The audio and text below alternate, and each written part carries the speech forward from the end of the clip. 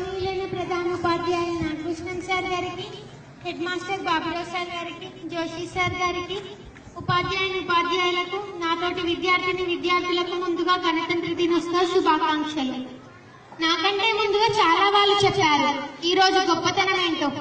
కానీ ఈ రోజు ఇంత వైభవంగా జరుపుకోవడానికి కారణమైన త్యాగాలకు నేడు న్యాయం జరుగుతుందా?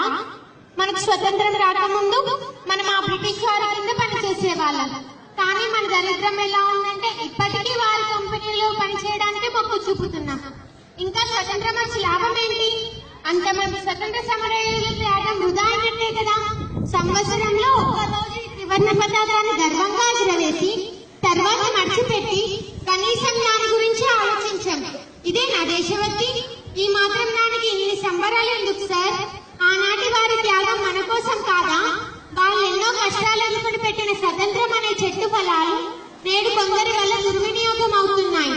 మొన్న జరిగిన గ్రూప్ 2 ఎగ్జామ్ 8 లక్షల మంది రాశారంటే మన నిరుద్యోగ సమస్య ఎంతో ఉందో మనం అర్థం చేసుకోవచ్చు.